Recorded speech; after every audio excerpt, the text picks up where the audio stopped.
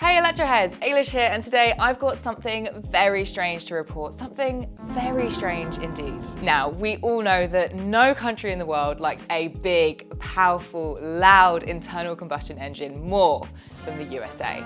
The Americans built massive parts of their country and culture around cars, especially big shouty ones that run on petrol, which for some reason they call gas. So what do they call gas? Like cooking gas? Like blue fire or something? Anyway, they love big petrol cars. The bigger and more petrol-y, the better. They built their roads big to cope with such cars, pioneered the drive-through so you could get your Starbucks coffee without even having to get out of your car. They even came up with cinemas for cars, so you could watch a film without leaving the comfort of your upholstered driver's seat.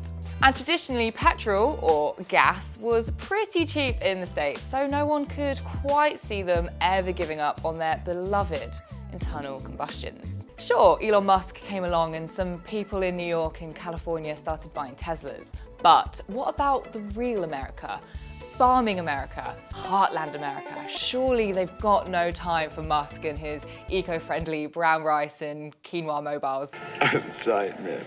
Well, actually that's not entirely true. The Ford F-150 truck is as sacred as they come in the States. It's as American as the 4th of July, warm apple pie and weird conspiracy theories. No one would dare go messing with the F-150, except they did. No! God, please, no! Ford only went and built an electric version of American motoring's most holy cow. I mean, that's sacrilege. It would be like if, I don't know, Greggs made a vegan version of their sausage roll. Oh wait, but it turns out America loves the F-150 Lightning, and in just 1 week last year, an incredible 70,000 orders were placed by excited new customers ready to take it to church on a Sunday morning and line dancing on a Saturday night.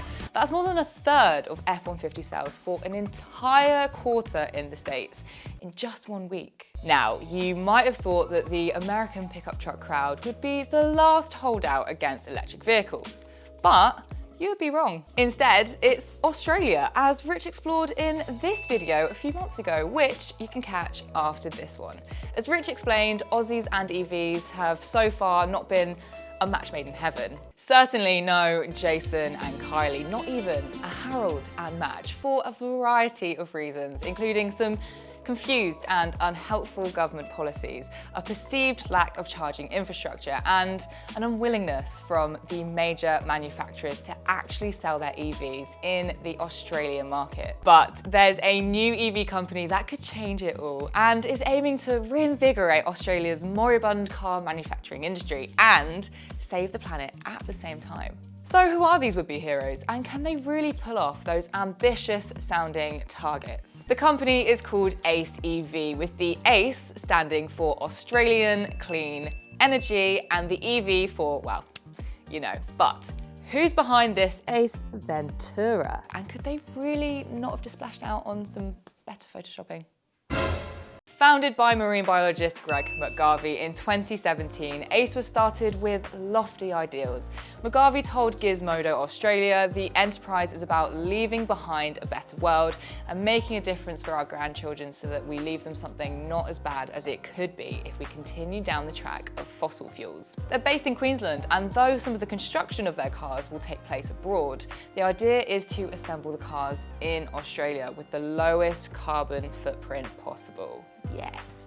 Greg doesn't just want his EVs to be emission-free once they're out in the wild. He wants them born that way too. He says the build process will use just a third of the energy in standard car production and will use 0 water. Our focus is cradle to grave as green as possible, he says, adding that the factory will be solar powered and the only water used will be the workers washing their hands and having a drink. It's like a reward. Among the planned range from Ace will be a pickup truck, or as everyone in Australia would call it, a ute, which I've just looked up and apparently it comes from utility vehicle, which makes sense. And Ace's ute will rather cleverly be called the Yewt.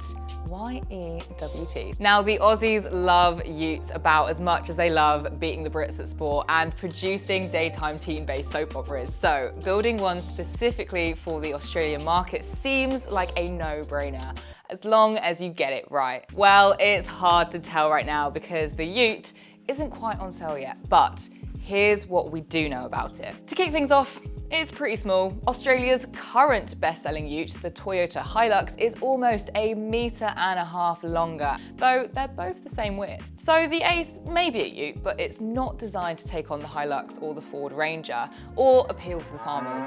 It's more of a utette, a utismo, a cute ute.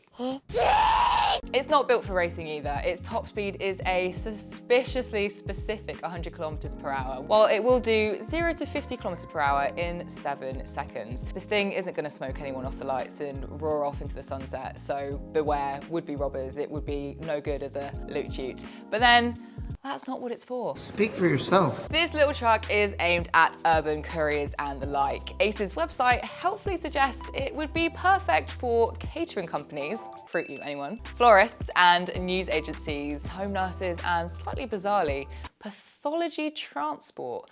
Does that mean carting around dead bodies? Ooh, weird. Ace are marketing it as a fleet vehicle, and here's the Ace up their sleeve. They claim the little ute will, and I quote, pay for itself faster than any other fleet vehicle available. They say it will lower running costs by up to a staggering 85% and cut greenhouse emissions by over 70% compared to a similar sized petrol vehicle. Externally, it's got kind of a three-tone thing going on, black at the bumper and round the bottom, white for the body, and then a funky red roof for the cab. The truck bed is black with a sturdy-looking bulkhead behind the cab, and it has a maximum payload of 500 kilograms. Inside, and again, we're only going off the prototype and the brochure, it looks fairly standard fare. 2 seats, an LCD screen with GPS, and a rear view parking camera. Now, I said earlier this truck was clever, and here's another string to its cleverness bow.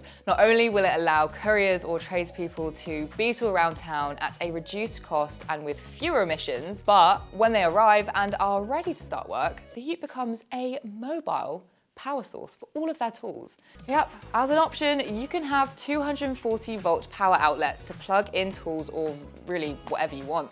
The idea is all part of Ace's ethos around being an environmental organisation rather than just a car company. If the truck can act as a clean power source, that could mean less generators running at building sites, making them quieter and less polluted, and negating the need to drag around generators in the first place.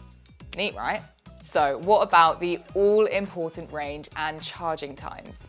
Well, the 23.2 kilowatt hour battery will take 8 hours to fully charge through a standard domestic socket. And for that, you'll get 150 to 200 kilometers of range at partial load. Again, that doesn't sound like much. Rivian claim a range of well over double that, for example, but Ace Chief Greg reckons that isn't going to be a problem. In fact, he reckons we all need to get over this obsession with EV range altogether. And he's not all that concerned by the perceived lack of charging infrastructure in Australia either. It says most people do and will simply charge at home. And that is the reality, says Greg. Even in the UK, 90% of people just charge at home. And the low range? Again, Greg isn't that worried. The average driver here in Australia doesn't do more than 38 kilometers a day. He told Gizmodo Australia, we're not talking about couriers, we're just talking about the average driver. So what about the couriers that the ute is designed for? Well, for fleet customers, it's been reported Ace will offer double capacity batteries, but Greg reckons the range of his vehicles will be plenty for a day's work nipping around a city, and that people should simply get used to plugging EVs in every night, as you would do with your phone. One of the comments we got on Rich's last video on EVs and Australia was from a fair dinkum cobber called Gary Fidley. Good day, Gaza. Now, Gary wrote, I am in Australia and would like to change to an electric car. However, almost all the EVs in Australia are around $60,000 to $70,000 to buy, which is a price beyond me. Gaz is right, EVs on sale in Australia are pricey. Of the top 10 best-selling models in 2021, as compiled by the Electric Vehicle Council, only 3 came in at under 50,000 Aussie dollary dues. Well, get ready for it. Drum roll, please. Or actually, maybe some didgeridoos? Thanks. All right, so here we go. The cost of the Ace Yewt is gonna be a whopping 25,995 Australian dollars. That's just 14,614 Great British pounds. But wait, There's more. This ute is not only cheap to buy and cheap to run, it could end up actually making you money.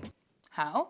Well, remember I mentioned that our friend Greg said Ace isn't really a car company? Well, he's right. They've also invented something called an EMD, or energy management device, which is intended to be able to be installed in any electric vehicle and will turn that car into a biodirectional battery, according to Greg. Greg envisions a time when EVs using his EMD device can act as extra storage for that energy, then pump it back into the grid later if needed, with the EV owner perhaps even trading that energy using a smartphone app.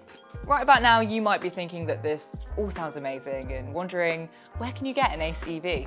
Well, here's the first bump in the road, or the first cloud over the solar panel, if you will. Because at the moment, you can't. Ace still don't have a car in production.